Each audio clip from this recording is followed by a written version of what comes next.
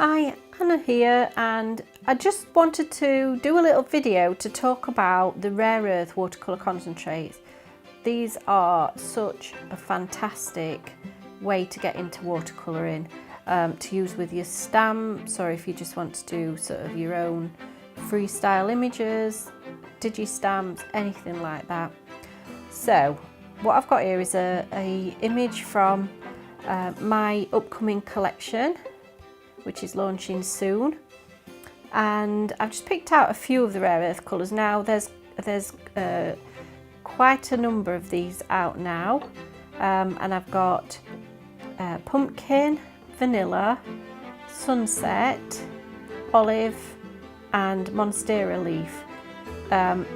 These are all from different collections that we've launched, but they work really well together, so you can mix and match any of the sets. They all work together fantastically, they mix beautifully, and you can you've got a really good selection of colours in there. So what's a watercolour concentrate? Well, basically what we've got here is a concentrated pigment in a base. So you need the tiniest amount. You can see, I'll pop a little bit down on my makeshift palette here. So I'm just using a little piece of acetate. Now, all I need is a little drop like that, and that will be enough for me to paint this picture.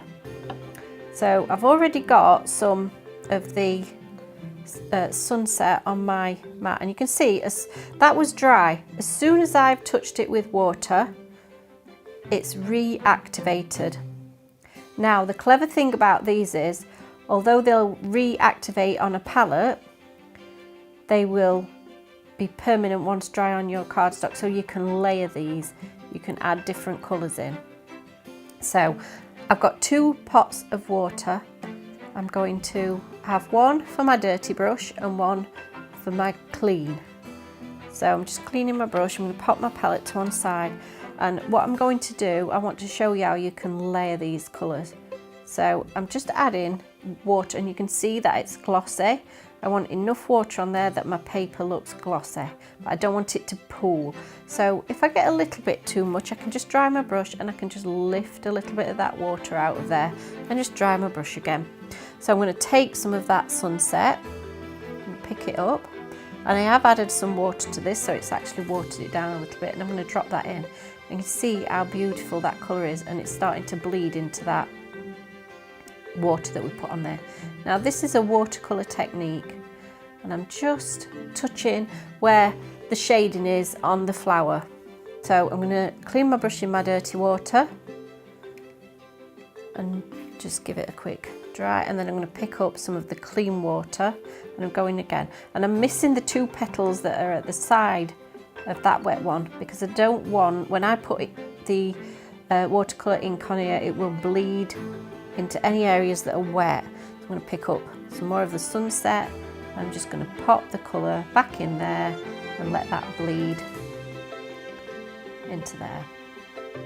Now, while it is still wet, I'm going to take some of that pumpkin, which is a really lovely bright orange, and just drop that into those areas as well. I'm just using a very small amount because I don't want all my flowers to be orange. And by the way, these are marsh marigolds.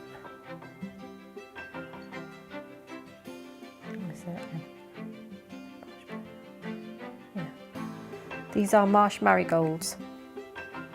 So they're like a giant buttercup almost. Very pretty flowers. You find them at the side of canals and rivers and things like that. So I'm going to pick some of that vanilla up, and I'm going to just drop some of that in. Now this is a much paler colour, so I'm just touching in some of those areas just to cover that, and keep doing that all the way around. Put the water on there first, so we'll go for this one. I'm not going to do every single petal because I already have one fully painted. I just wanted to show you how this works wet in wet. So let's pick up some of that orange, drop some of that in. Now I want to show you the difference in a second, the difference between doing a wet in wet technique. So that's what that is that we've just done. So I'm going to clean my brush now and I'm going to dry it, and I'm going to pick up, without putting water into this petal, I'm going to pick up some of that colour and I'm going to go straight in, and you can see how different that is. I'm not getting that lovely soft bleed into the card, and I am working on a watercolour card here, and I'm not getting the same bleed. If I pick up a bit of the orange, you can see it's not moving into the other colour as much because there's not enough water there to make it move, which is great if you're wanting to do sort of more detailed strokes. Now I could let that dry and then paint over it, and that would stay like that, it wouldn't bleed again. So that's another way to use them. So again, with the leaves, I'm going to use some of the olive.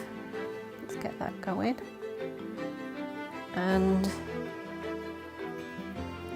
I think this one is frosted leaf actually that I've got on my palette. So we'll wet that. Just wet this leaf.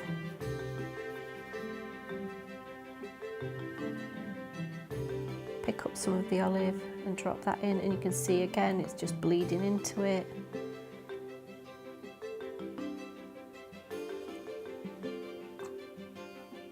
And I'm going to pick up some of the frosted leaf, drop that into some of the areas towards the edge.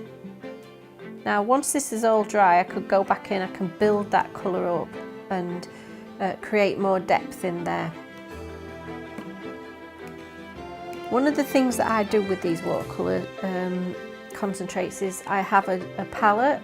I put a drop in each of the little containers and I'll let it dry, and then that way I've got a portable palette that I can take with me, and all I need to do is just either use a water brush pen or have a little pot of water just to reconstitute it, and away I go. So that's watercolour concentrates.